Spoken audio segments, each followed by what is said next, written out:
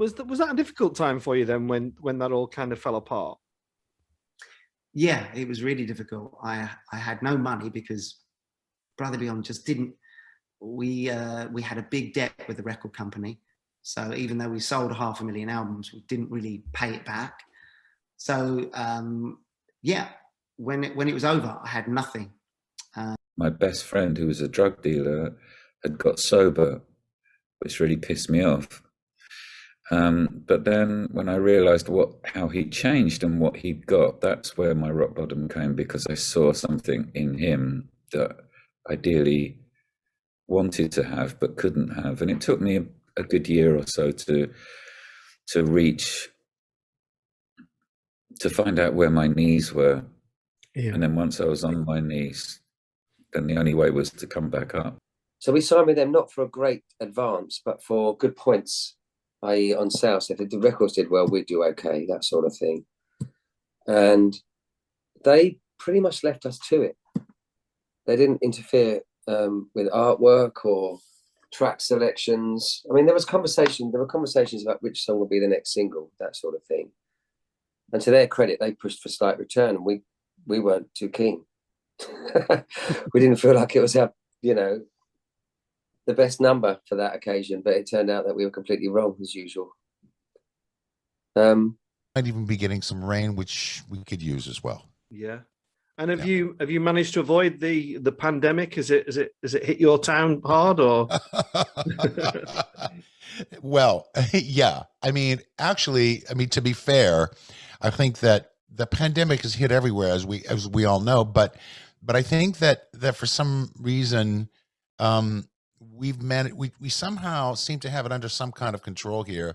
I'm not sure. Although, the thing is that the news constantly tells you different things daily, and I check it all the time about emerging cases, and you have to sort of think about emerging cases of just positive tests versus hospitalizations versus deaths, and weigh in all those variables and the variants and the vaccinated and the unvaccinated, and et cetera, et cetera, et cetera, et cetera. But basically, thank God we've been okay.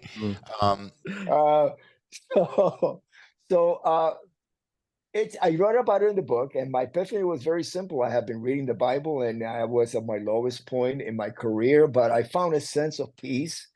And I'm 30 years old. It's kind of like the door has really, it's like the elevator door that goes like this, and you can't open it. It's like that, right? But I just, I made peace with God, and I kind of made like one-sided agreement, because you really cannot make an agreement with God, I don't believe. But this is what I declare. I declare that as long as my fingers were going to keep moving, I was going to keep playing. But if I never made it as a musician, that's okay. That's fine. My relationship with God will always be more important than being a successful musician or anything else in my life. That is my platform, my base, my foundation, where I stand as a human being, my relationship with God. Yeah.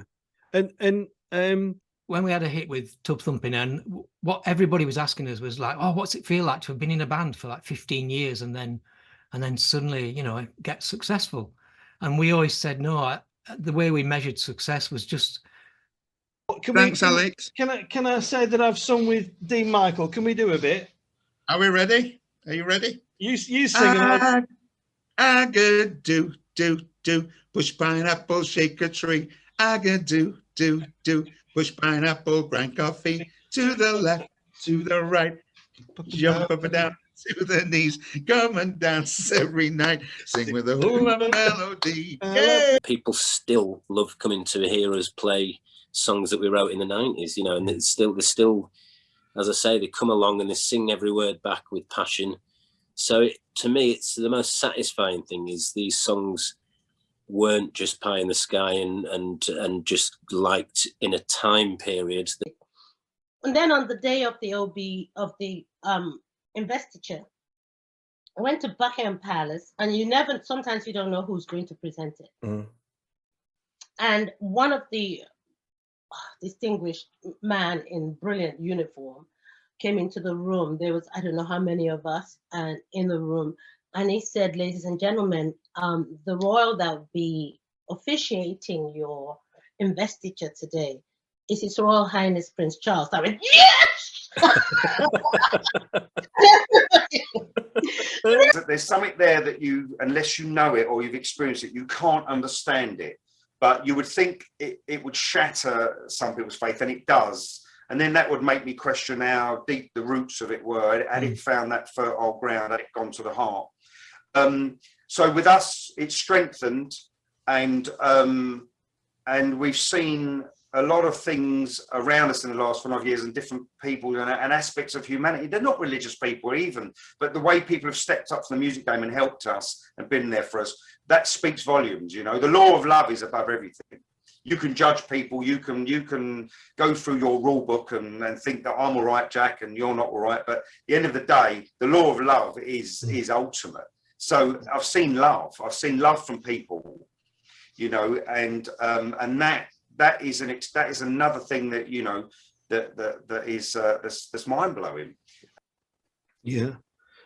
and as you reflect on the career with the band today, are you content with your lot today? I mean, obviously you're still a relatively young guy, and there's much to come, but are you pleased how it's panned out for you as a band? No, we should be way bigger. Obviously. Didn't want to, us being us, we didn't want to be part of any kind of scene. We for right or wrong, we kept ourselves very singular and away from the rest of any kind of scene, really. Yeah. And did you enjoy the success, Pete, or was it troublesome? Well, you know, there's a large group of people in that band. You know, did it take much for disagreement to happen? Well, one of the skills that you have to learn as a musician, and it was like just 8 blokes and a driver and a tour manager in minibuses. It's absolutely shocking how limited music is these days in schools, and a real tragedy for these generations. So we, you know, with the LSO, we try to do as much as we can. You know, there's only so much one can do without you know, the help from a much larger source.